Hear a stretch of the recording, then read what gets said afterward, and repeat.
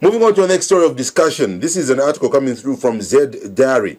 Is it true that black people were programmed to deny black excellence? When you get rich, you are fashioned a ritualist. Perhaps we need to think about these questions critically. Millionaire businessman Ernest Sikaunga, aka Kaipa, had employed hundreds of drivers, more than 50 Volvo trucks, more than 60 DAF trucks, among other things. He was burned to death yesterday, that's the other day, alongside his Tanzanian business partner after the word around that he was the one behind the ritual killings in Mumbwa. We do know the story. It's being followed as we speak. Our correspondent has been running this story. And as Morning Bliss team, we thought, hey, let's look at it critically. All right. So here's a young, rich businessman who was coming from a very poor family. Mother took him to school. Eventually, he couldn't even actually reach out to go to college. He started selling fuel, mutukopo, and he actually started selling tobacco at one given time and maize meal. When he saw there was, demand, he started changing businesses. Eventually worked his way up all the way to having buses, trucks, and lodges and different kind of things in Mumbwa, meaning that area was developed.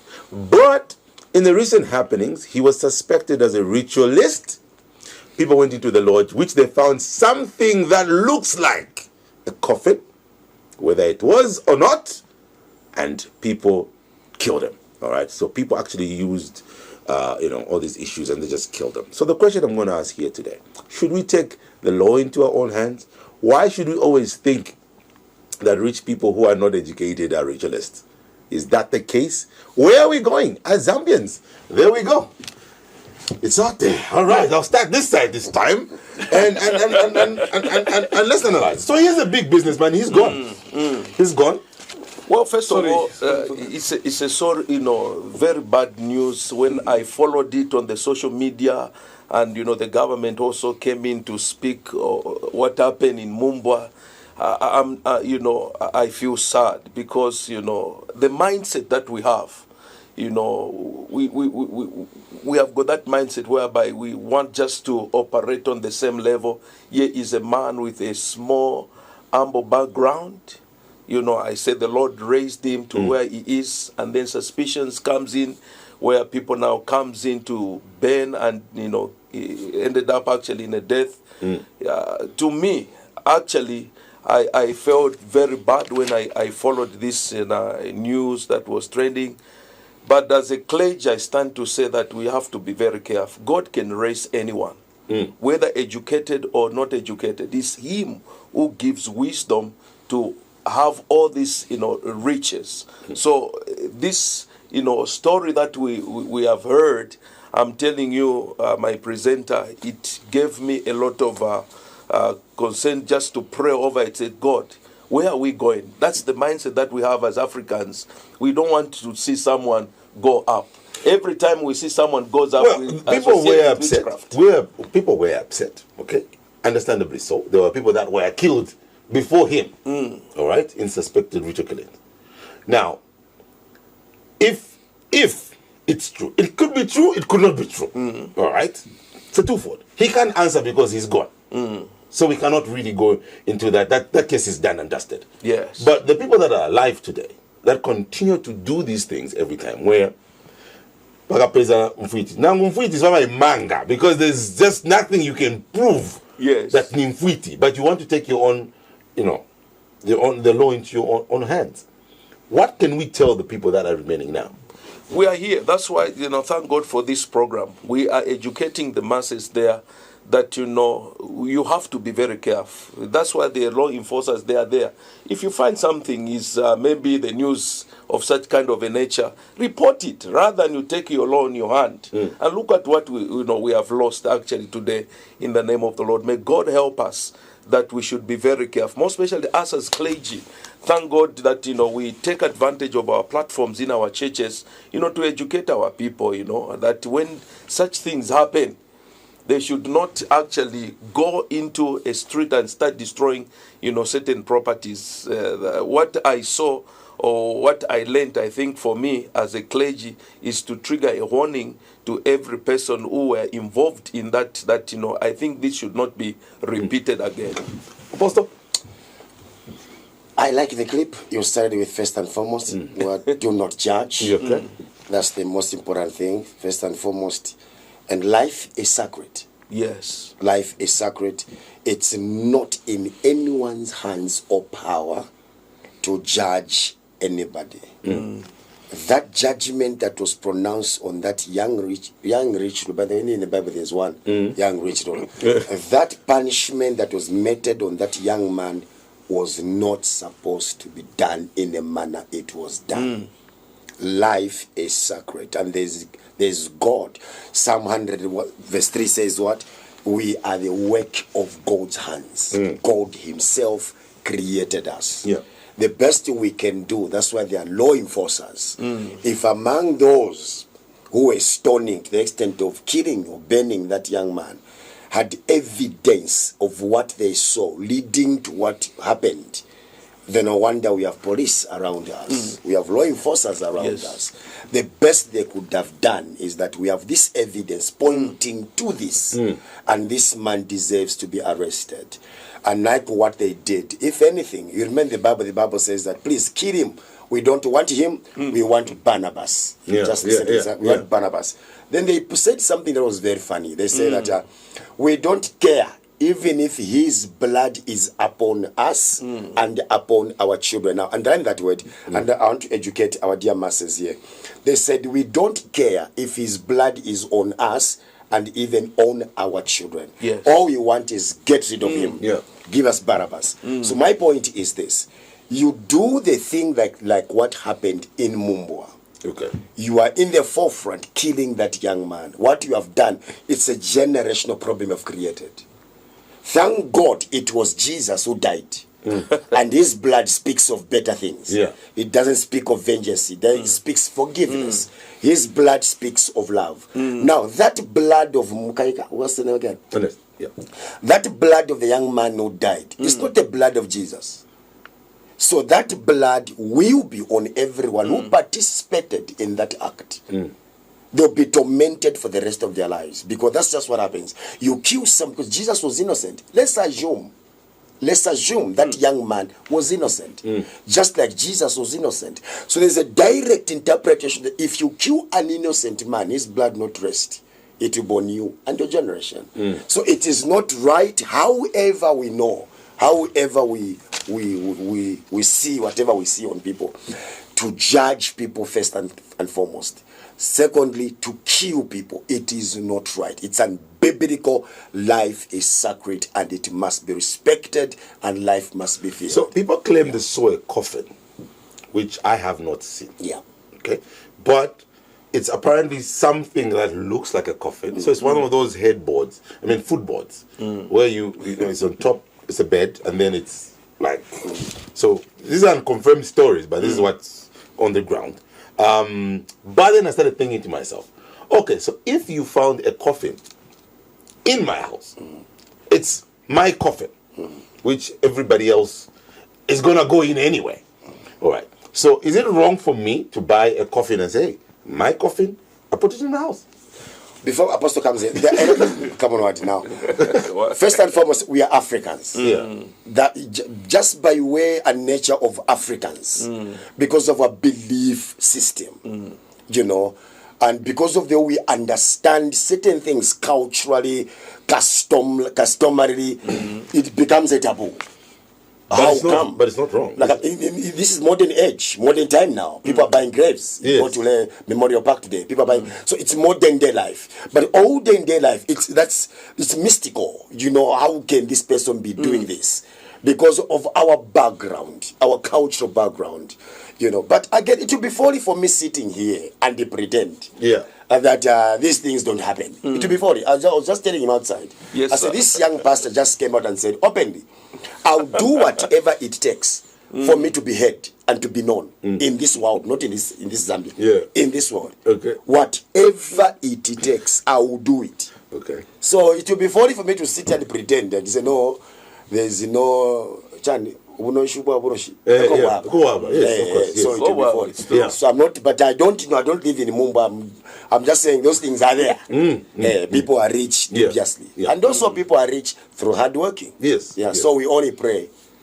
Yeah. We No, but pray. like I said, if you look at his track record, What? no, me, I'm talking about Praise facts the on the Lord. ground. Or facts on the ground. Yeah. For me, I don't deal with. I'm a Yeah, presenter. you're I journalist. don't. But if you ask me also, I'll tell you facts. No, yeah, but I'll tell you what's there. I'll tell you what's there. I mean, if Oh, come on, please. because there are a lot of people that work just hard.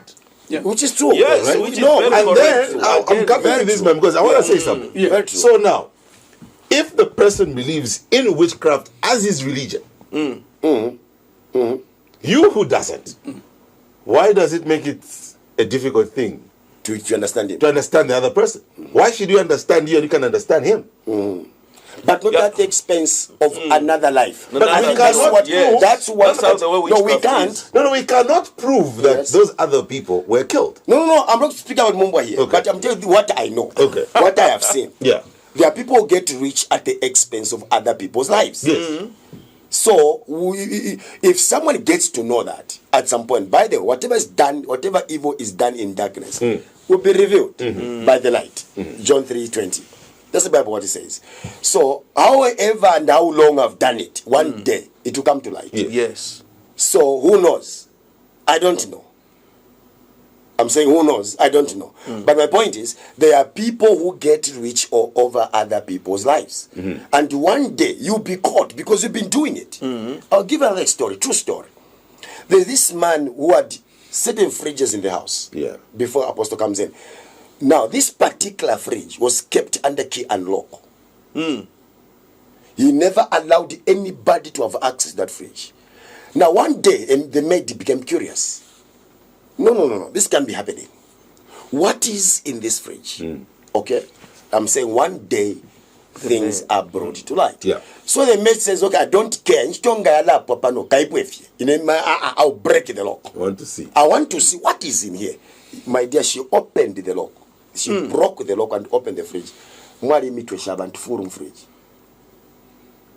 I mean, dead bodies. Yeah. It happens. So those things, and this man is a well-known, renowned name. Very filthy rich. Stinking rich. Yeah. Okay? At the expense of people's bodies. So these things happen. It's not for us to judge. I don't know his lifestyle. You have the facts. God bless you. I mean, those are But facts now. Now he will not be arrested based on witchcraft. He'll be arrested It's based on difficult murder. to- it is. That's murder. Those who be arrested based on murder. Murder, It's yeah. difficult in Zambia to prove witchcraft. It's very difficult. Apostle, Yeah. I'm sure you've been following. Yeah, I've been listening, following, and been scanning. So, I mean, we didn't see the casket. Yes. Even if we did, it's his casket, or was his casket. Yeah. If it's there, Yeah. is it your business? You see, fortunately enough, I read that story last night. I just got curious. Said, what is this? Okay. Let's look at how the people who make coffins, they make them and keep them. Okay? Maybe if there was a law, they were supposed to be doing like the way they do in China. If you want fish, you point at the one which is swimming, then they cook it for you. Even here. Yeah. Even in Zambia, we do that. But you find that these coffin makers, they make coffins, make them and keep them. How taboo is it? At the workshop. At the workshop, how taboo is it? Okay? Not in their homes. So, as my apostle said, Well, what's wrong with that? What's wrong with keeping a coffin in your you see, home? because for instance, you have got a family that is very useless. They just want to beg money from you, do what, and then you are becoming of age and you are worried of dying. You can buy one and keep it in your bedroom. Yeah. Okay. Yeah, tell them this. I bought myself a coffin because when I die, you bury me in a carton box. So this is my coffin. Show everyone. Lock it there and clean it every day. There's nothing wrong with that. It's just the mindset that you begin to understand. No, there's something No. wrong. Let me exhaust. Okay, People are before watching. you- Okay, Bishop. Okay, Bishop. Yes, Bishop. People are watching. We better be careful because these things. Why should you buy the old casket? You put it in your bedroom. Yes, you will die. No, and you're you gonna buy know it where for me. they sell those coffins. Why can't you go and order one when you know But what you die? wrong is Why there? should you? But what you know, wrong I think is this is to what keep is your own coffin in your own home? What is remember? This is what is bringing now suspicions. Let me You come know? You're right. You've used a very good word. It's Yes. just a suspicion. Yes, It's not factual. You know, why should you not just wait? Or you put money in the bank and say, when I die, please buy Who's me gonna this give time. you that money? Why should You're you go? dead. Why should you go, Adi? Yes, carry on, sir. That thing is My just God. a box. You people. Me, I started entering the mortuary when I was 20 years. I never feared any dead body. Mortuary, the old mortuary at UTH. You're an apostle, you're a believer. I never feared I could put 20 years. But there are old people who still fear dead body today. The Bible says the dead person knows nothing. He can't beat you. He can't love you. He can't give you money. Okay? So what happened there? If at all it was a coffin, where is the camera? Did the camera pick it? Or it was just suspicions and people were just saying these things? Okay? No one can fail to be rich no matter how poor you are. No matter how uneducated you are. No one can fail to be rich. The Bible said time and the chance happens to them all. Amen. The race is not to Hussein Bolt. Well, power is not to Mike Tyson. Okay? Excellence is not to King Alexander. No. So anyone has got the opportunity in this world to become what people will say, Seni Mutambe. Okay? So you find that very unfortunately that the whole Bible, all the churches, I've been in the church for 50 years. Okay, let's hear from Okay. David from Chingola. Good morning, David. Good morning, how are you? Good. How are you doing? Yes, I'm enjoying the conversation there. Thank you very much. What's your contribution?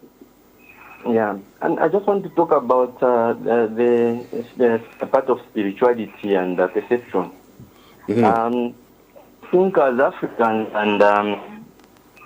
Africans we've been because if you look at the same suspect and probably when did he become rich? And as the serial killings or those things been happening from the time he became rich up to date. If it hasn't been happening, why suspect the particular person when things are happening now? What was he doing before the killings happened? Because he has been rich for some time, but because of the perceptions which are happening now or things which happen now, people connect. That's where the problem is, because we don't question and we don't reason before we act. That's my understanding. If he has been rich for some time, why connect him to certain things which are happening now? Because if he was the one who has been killing people, yes, he would have been killing people from the time he started accumulating wealth up to date. Then the other thing is, as Africans, we always want to ask someone, how did you become rich? We want people to explain to us. I think that shouldn't be the case. On the coffin part, anyway, the coffin probably maybe, according to our tradition and so on, you cannot buy a coffin and put it in the house, but probably you can buy a coffin and store it somewhere. Just like people are buying graveyards. But if you tell your family members that have bought land to bury you as Africans, you'll see the way they will react. Sometimes they will suspect that you want to kill them, especially if people want to start dying. But that is just part of planning. I think that's my addition to that conversation. Thank you very much, David. Have a good one. 0974754719 is the number that you're catching us on this beautiful morning on Morning Bliss. All right, so now remember, we haven't seen the coffin. Yes. Like, these are just stories, okay? But if we're using an assumption, if it's there, how is any of our business? All right, number one. And David has said something quite interesting. Very powerful. He says he was rich way before. Yeah, way back. And how come? But the fact that there's no proof, for me, is just that there's no proof that this is the person behind these things. Even in the courts of law, they'll tell you, there's nothing, we can't prove that this person did it or didn't do it. That's why we're letting them go. But mob justice is different, because a mob will just shout, Kawalala. You see how everybody will beat you. Whether you know, they'll ask, why you see how these things happen. Yeah. Carry on. You see, so it's like in the villages, okay? When a person dies in the villages, they don't dig graves in advance. They only dig when the body is now coming. But here in the cities, graves are dug. in advance. And they believe has it that those graves are calling to swallow more. Okay? So, what we need to pick here is death is something that can happen at any time. And if you don't have the capacity to bury, to run your funeral when you are a respectable person in the society, and when you look at your relatives, they are totally useless. There is nobody who's going to give you a befitting funeral. Okay, if I cannot keep it in my house, I keep it at Unitatu. Okay? I'll keep it at Unitatu. So, but preparation is important. Let's hear from Darius. Darius from Lusaka, good morning. Morning, sir. How are you? I'm okay, how are you doing? I'm okay. Yes, what's your contribution, Darius? Yes, maybe to start with this topic, I think we have to look at it from a broader way. It's so much rooted such that we have to start it from somewhere else. Just take it at the government level. Even within the government, we don't believe that a person can be rich. In the government, when you are rich in public offices, when you leave office, you will be prosecuted for crime or suspected to be proceed of crime, your wealth. Okay? You'll be arrested. You'll be visiting these courts. No, but they're just asking. I'm sure it's an asking. How did you? They're not telling. Let me just say to say, it is so much deep rooted that can't see a person who is rich without suspecting whether is a rich or thief or the thief. That is the issue with Africa, generally Africa. Okay. Even our current president, we can't believe even today that this person is rich because of what he works. We always associate him with the privatization issue. Okay? Look at these rich countries. I don't know the crime, a law in US, which were like a procedure of crime. Even in England, China. Okay, China is that thing, but England, France, and so forth. We don't like seeing our Africans getting rich. Either you're suspected to be rich or property suspected to be suspected crime, something like that. Processes of crime. Okay? When we address this issue, can we promote rich people in our country? We are going to get rid of these things of ritual killings and so forth. Okay, but as long as we see, if I see you being rich, if you are in the government, then you are a thief. If you are not in government, then you are a ritual killer. This is killing us Africans. All right, thank you, Darius. Thank you very much. Yeah, maybe just quickly, I react to Darius. Here's a simple layman's definition of being rich. It's a process of hard work. Yes. You can't come here and tell me that 5 years of my term in government, 5 years of my term, I get filthy rich. What was I doing? What was I doing in 5 years of my term? I've buildings littered everywhere. No, let's not promote. Please, I'm a patriotic Zambian. Yeah. Let's not promote theft. Let's not promote corruption. Let's not promote riches in the name of... one thing I will agree to the story of this young man from your submission is that he's been rich for a long time. Yeah. And you gave a background. You said fuel, I heard you talk about fuel, how he transitioned to agree to a large extent with you. How he transitioned to become what he became. It was a process of so many things and eventually became what he became.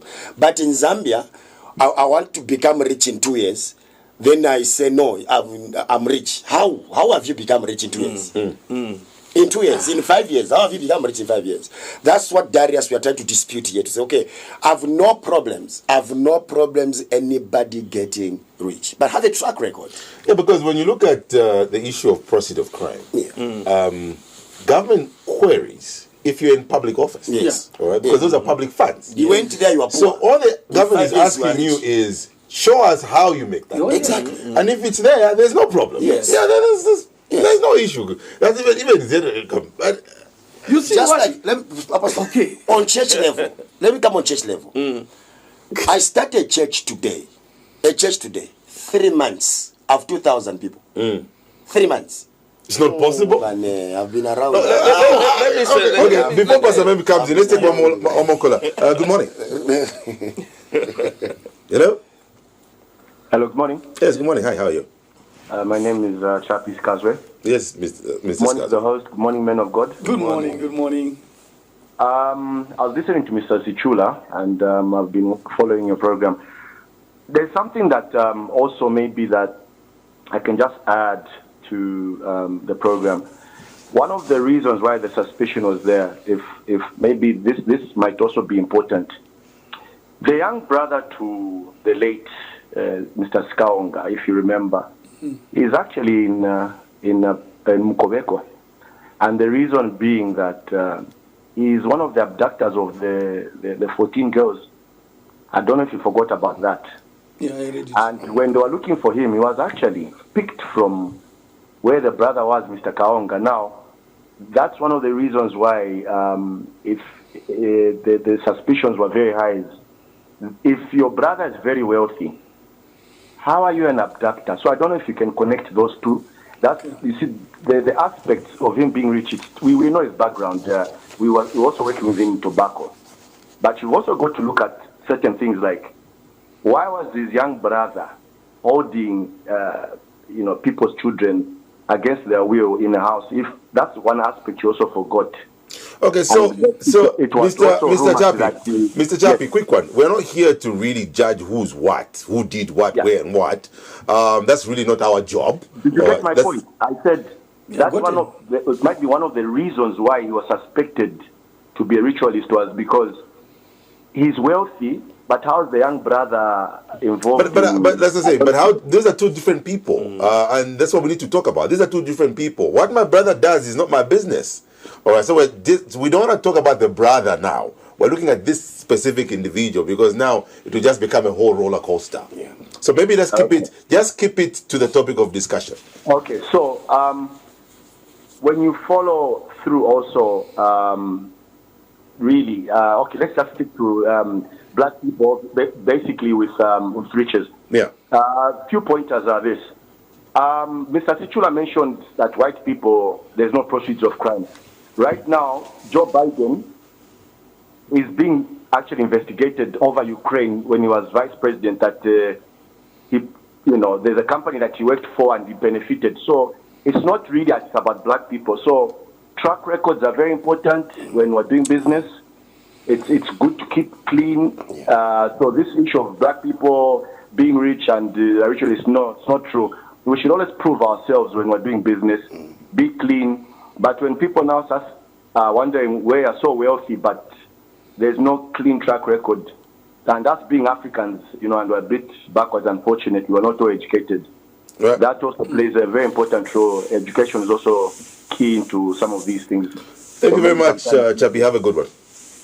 Yes, Pastor Raymond, Bishop, sorry, you were saying something. Well, I'm just enjoying the program. I think the most important thing is to have a process where we are coming from, a track record, like the brother said. Where are you coming from? How have you amassed all this, wealth within, a twinkling of an eye, so that there's no suspicions. At the end of the day, we are saying that God can bless any person. This mindset that we normally have that, until maybe where you are coming from or maybe your parents, they had money, then you can go ahead with that. But the lesson that we are picking from this is just let's be straight in what we are doing. I think it will help. Now, if God blesses you suddenly, what track record are you looking for? Because sometimes it will just be in twinkle of an eye. Yes. A good deal comes your way.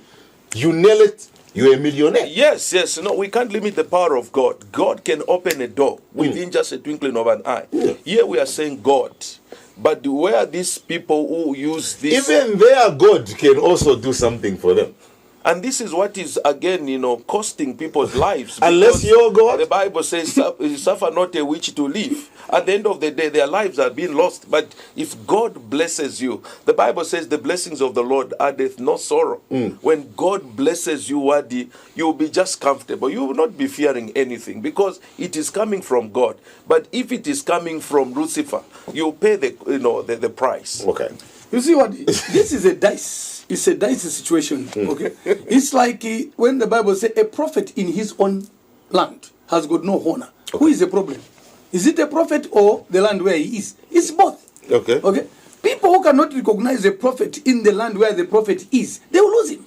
So if he goes out, they respect him. He's not a problem to his land. The people with him might be the problem. How has he received? Is this a jealousy issue? Yeah, is this a jealousy issue? Everything put together. Yeah, because So, yes. I don't understand why. Look, there are certain people, even in this country, we know, after at this level where they've become, they are being accused of so many things. Yeah. So many things. Yeah. And so you find that, the process of becoming rich with God, it has no time. It has no 1 week, it has no 1 year or 1 month. Never. Jabez, a man of sorrow, the same day, granted. Okay? was it going to be fair if we had believed stories that, the head of state was a Satanist? Was it going to be fair? No. No. So then why should we start accusing other people? Because that's what I'm saying. He's been raised to where he is by God. The problem, you see, people were accusing him of so many things. Community and the church, these are two powerful institutions. And very unfortunately, the church has been promoting poverty. Okay? I've seen few pastors who talk, my God, Jesus. In the Bible, there are 7,700 verses that's why talk about money. That's why I'm asking to say, Which talk about fair if most people believed that this person was a Satanist? It's not fair. Then why should the whole world start accusing each other then? It's not fair because people's mentality and what people believe every day. Why not give people to prove themselves that they are not these people? Yes, that's true. That's true. Because you know what? Every day people think whoever is wealthy, is flamboyant, is what, is Satanist. The devil is not poor. God is not poor. Both they are not. Okay? So poverty is not created by the devil. Never. I checked it in the Bible. Ezekiel chapter 27 verse 12 to 13. The way the devil was created, he was decked with rubies, emeralds, diamond, this is sugilite, whatever. The body of the devil is made up of precious stones. Apostle Kingsley, yes. We've heard, even here in this country, I'm bringing it down. Bishop Imakando was one time accused of being a Satanist. There was an accident that happened at the Bread of Life. He was accused as a ritualist to say that was a sacrifice. Do you really think it's fair for people to continue what they are doing? Now imagine if he was not more protected in that sense. It's going to be something else. Yes. Mob could have just reached there, but it was proved it was just an accident. So is it fair that people should just continue to just talk without facts? In Zambia, Africa at large, we have a problem with success. We have a problem. Yeah. And it's premised on so many factors. One, it's culturally. The other one, education. The other one, it's upbringing. So and I am praying that maybe this generation will go, maybe generation will come, but otherwise we have a problem. It's a serious, to admit with you, it's a serious problem that we have. Success has become a problem in Zambia. Yeah. If people see you succeed today, even here, you'll be fired. Yeah. Just an example. As just an example. Don't listen to him, boss. Don't listen to this man, boss. You'll be fired. What I'm saying, because how is he succeeding? But we negate the fact that this person has potential. This person has wisdom. He has ability. He can do it. We negate all those factors. Always how can this one succeed? As we have a problem, but I think it's a question of mindset. I'll give an example. I think maybe also our forefathers also played a very big part. You buy a TV, they arrest you. You buy a car, they come and so I'm saying, okay, but we can do something.